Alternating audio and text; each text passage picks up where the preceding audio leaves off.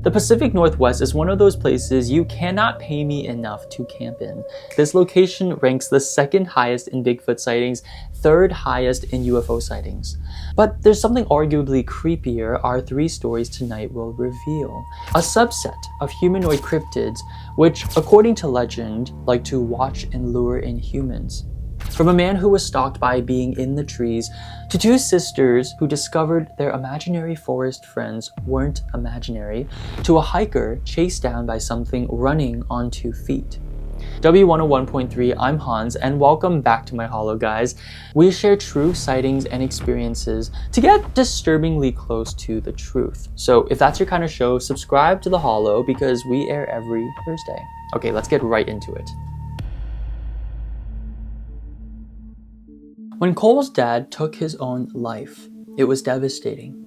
But through his father's will, Cole inherited a car, some money, and the family cabin up near Mount Bachelor in Oregon.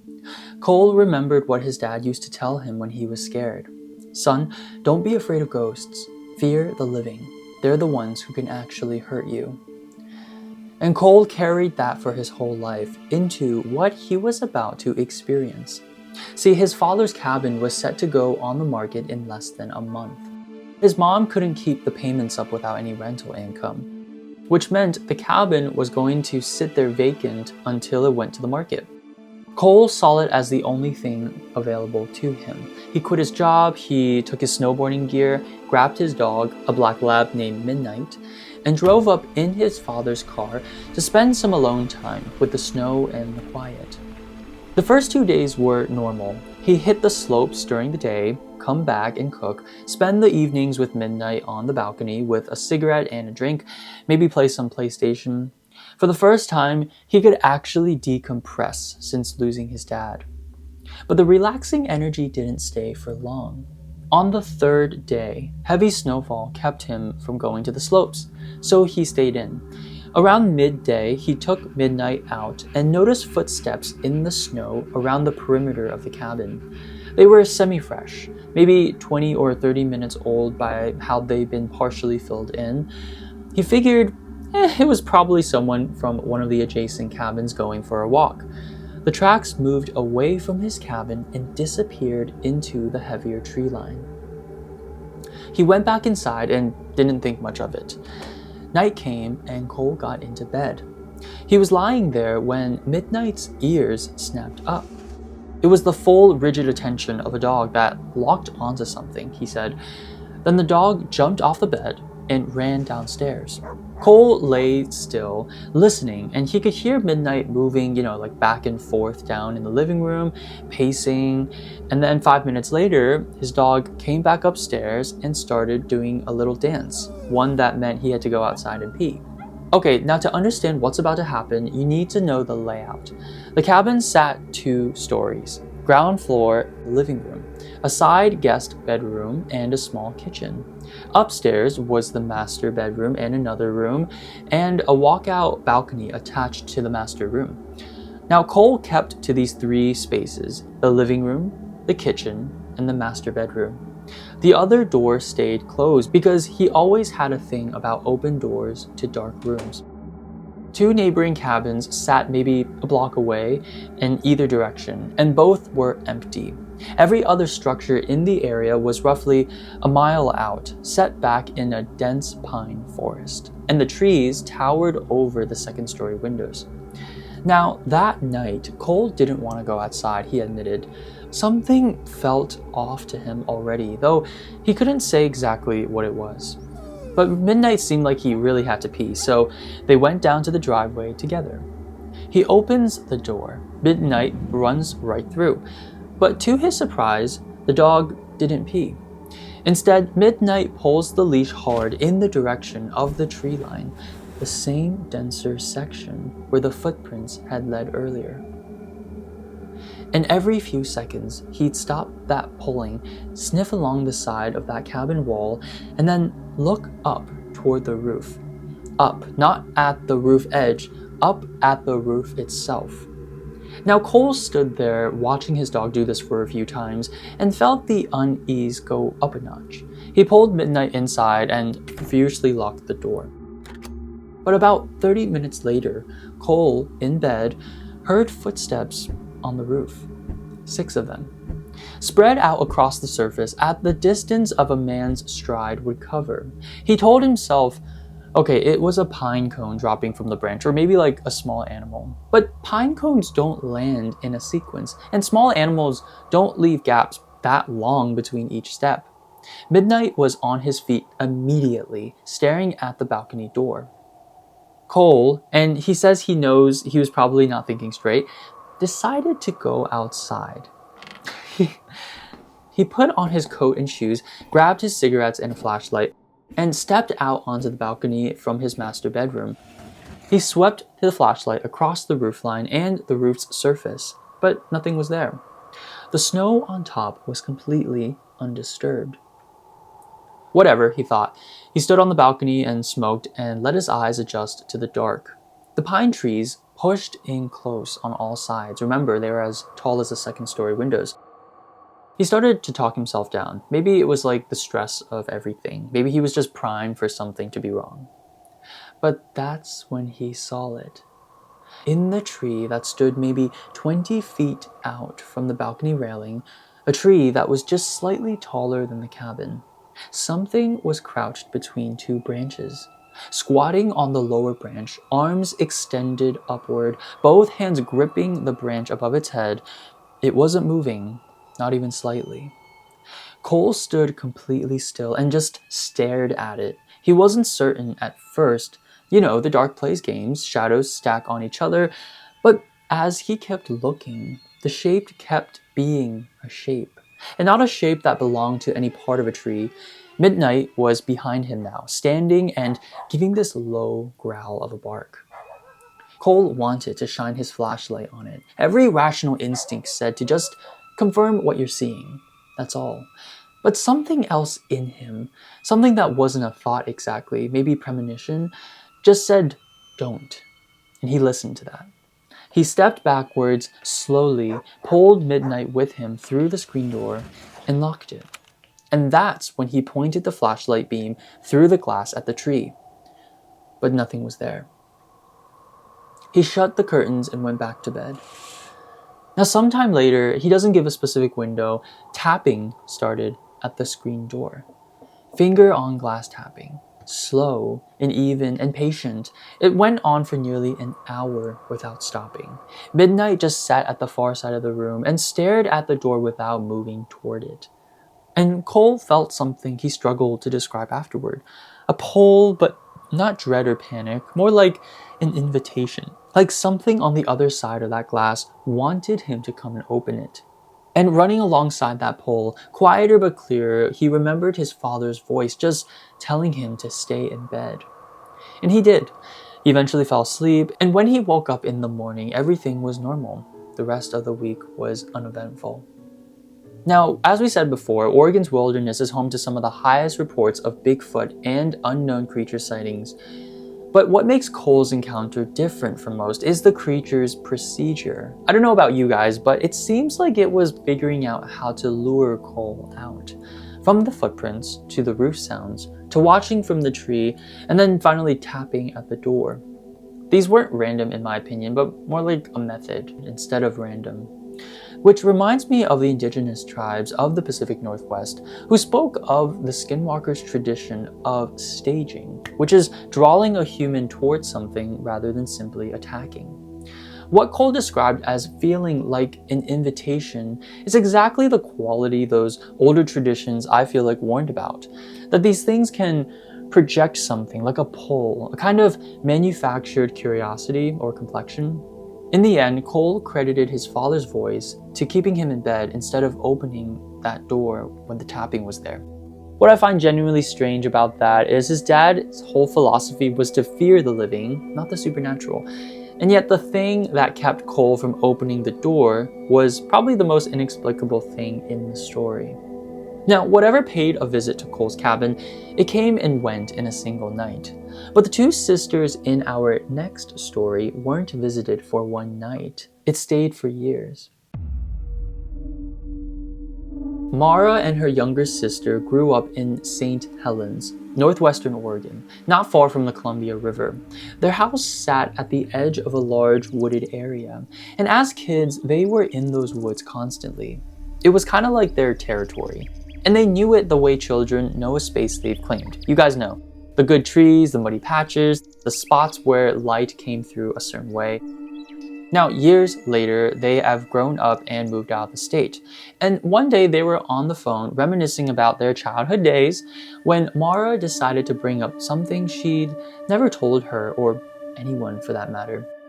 In those woods, she used to see these creatures. She wasn't even sure what to call them.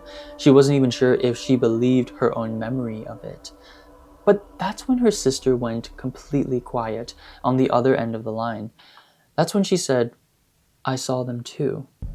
What followed was a side-by-side comparison that, by Mara's account, frightened both of them so badly enough that they had to stop the conversations because the details lined up so well. From the whole conversation, Mara learned a few things. First, there were two distinct creatures. She almost never saw them at the same time. The first creature she would catch in her peripheral vision, a movement at the edge of a tree line. The moment she turned to look at it directly, it would freeze, then bolt directly into the forest. On all fours, it was tall and very thin. Leathery skin, sparse hair at the legs and neck. She could never get a clear look at its head. What she could make out was either large ears or antlers, but she genuinely couldn't tell which. She never saw its face. Now, the strange part about it moving was when it was still, it had a solid shape, well-defined edges, but when it ran, its outline lost definition. The edges felt like it shifted and blurred as it moved, like it couldn't hold a precise form at speed. Now, the second creature, though, was what scared her more. Same long legs, same all-fours posture, but the body was bigger, heavier, more mass to it, more hair, the one she always found standing somewhere in the shadow. Unlike the first, it never ran when spotted. It would just be there, and then it wouldn't. It disappeared when she blinked or looked away. She saw its face, which the first creature never gave her. Huge eyes, milky white, no pupils. She would sometimes realize it had been watching her between two trees before she ever even noticed it. Now, both of the creatures were pretty large. She estimated around the size of a draft horse. When the smaller one ran, she could hear branches snapping as it went. Before the smaller creature appeared, she'd feel a background anxiety. That low-grade sense like something is watching you without being able to pinpoint where it is exactly. But when the larger creature showed up, it shifted the energy to something closer to dread. At first, both sisters ran every single time when they saw them, but over the years, Mara's response changed. She started to whisper greetings toward them when she felt them nearby, and something shifted when she did. They'd linger a few seconds longer than they otherwise would. She then developed this feeling that they could hear her even when she barely made a sound. The feeling of dread eventually faded, and what was left was something she described as a mutual understanding with the two creatures. Don't close the distance, and they won't either. Within that, she found herself actually feeling safer in those woods, like she had something watching over the space she was in. Mara's little sister, meanwhile, was leading them food from the kitchen. Leftovers, snacks. She brought books out even to the tree line, which Mara found endearing and slightly absurd in retrospect. At one point, the younger sister even built them a lean-to in the woods, which eventually a homeless man subsequently moved into and the police were called, which is a different story. Now, one night, it gets really interesting. During a rainstorm, Mara was lying awake in her bedroom after a run of nightmares. She was just listening to the rain on the window. When her eyes adjusted to the dark outside the glass, she found the large creature coming to visit her. He stood there, standing in the trees. She almost missed it, actually, but its white eyes caught what little light there was. She was startled at first, but then felt calm settle over her. The creature's feet looked like a cross between paws and hands. She often saw the smaller creature with its front arms or front legs folded against its chest, setting them down to run. The larger one never moved like that in front of them. Mara had the feeling, she said, that the larger creature didn't trust them enough yet to let them see it in motion. To this day, when she tries to describe these creatures to anyone, the closest she could land on was something like a wendigo, a cross of a deer, bear, and man, but not quite. They never felt evil to her, and that part she always came back to. Not evil, just other. Now, Mara's account tells us that these creatures definitely have intelligence. Now, as to what they can sense and how much, that is the question we don't know. It's also not territorial. It seems to gain some sort of understanding between coexisting with the girls. It reminds me of this concept in cryptid research, borrowed loosely from folklore, sometimes called the threshold guardian. It tells creatures that appear at the boundary of a known space, the edge of the woods, the far side of the field, and they don't come in. They only watch. Some traditions hold that these things aren't crossing over because they can't. Others say it's because they won't. But while Mara's creatures kept their distance as long as she kept hers, the creature Damon ran into on a dark road in Oregon City had no intention of keeping any distance. Damon was 19, living on the outskirts of Oregon City, south of Portland. He had a problem with sleep. Not insomnia exactly, but the kind of mental anxiety that would build pressure until you did something about it. And his outlet was walking. He lived on a single-lane road that ran alongside a creek through the woods. And the sound of the water over the rocks had a way of pulling the noise in his head down to something manageable. He'd walk and talk to himself, work through whatever was on his mind. And I mean, he's not alone. I think many of us enjoy walks in the park. Now, recently, his insomnia has been getting worse, which means more walking outside at night. His dad had started noticing how often he was going out, and even though he hadn't said much about it, Damon could read the worry on his dad's face. And his worry was legit on this particular night, a summer night. He told his dad he was heading out, slipped on his shoes, hustled through the door before the look on his dad's face could stop him. He remembers the sky being clear, but seeing no stars. The road was visible without a flashlight, which meant there was probably a full moon, though he couldn't actually see it. He started walking and started talking to himself like usual. He was about 2/3 of the way to the main road, maybe 2/3 of a mile from his house, when he heard something in the bushes on the hill to his right. This was normal, he'd say. He spooked deer, raccoons, a bobcat, coyotes on this road before. His reflex was mild curiosity, not alarm. He pulled out his phone and put the flashlight on the bushes. It was absolutely still. His hair stood up, not from the nothing, but from something underneath the bush. He felt wrong before he had a reason to, and then he noticed that he couldn't hear the creek. The stream ran maybe 10 feet to his left over the rocks, and he'd been hearing it this entire walk. Now, the sound of the creek seemed to be gone. Another branch snapped in the bushes. He moved the light back. 2 small red points reflected right back at him, low down in the undergrowth.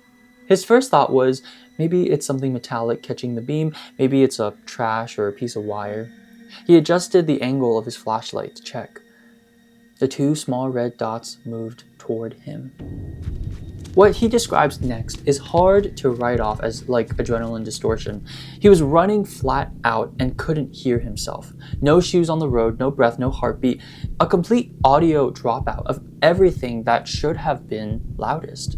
The only thing audible, he said, was what he described as an animal running on bare human feet.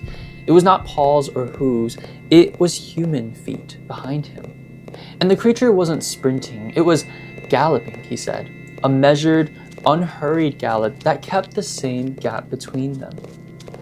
He knew in that moment, at some level below thinking, that he needed real light, not a phone's flashlight, something he couldn't outrun the battery on. He turned toward home, toward the large barn light his family kept on at the front of the property.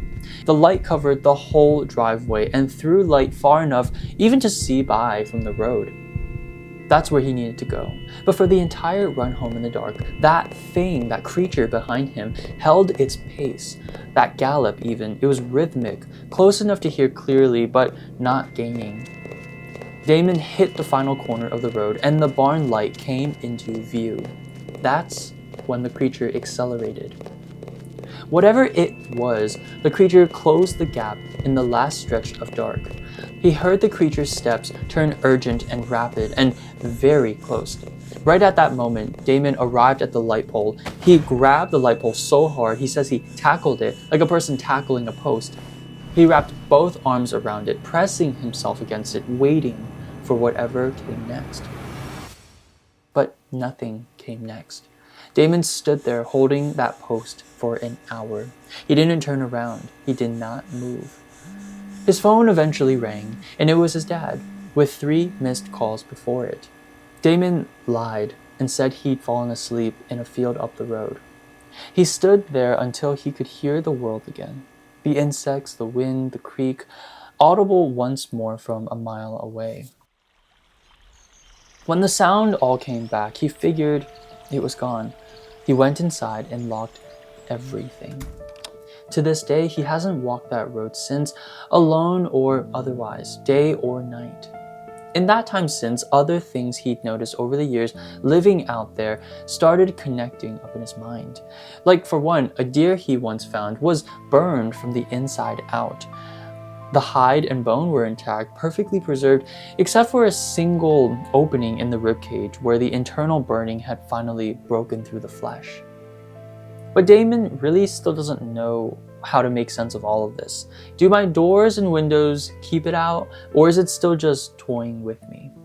But all he knows is that night when he ran for his life away from whatever that creature was, galloping closer and closer to him, while everything was deafened, that was as real as could ever be.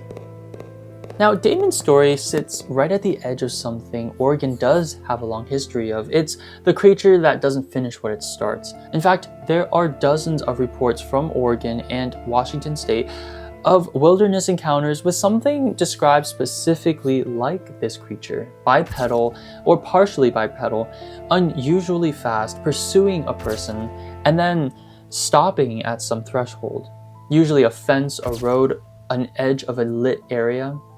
Researchers in the Pacific Northwest called it controlled withdrawal. The creature could close the gap at any point, and it doesn't, and the withdrawal happens at a clear line. If you or a loved one is from the Pacific Northwest, comment down below your perspective, and if you have a story, share it with us. Just promise me you won't go camping there. I'll see you in the next video, guys, and as always, have a horrible sleep.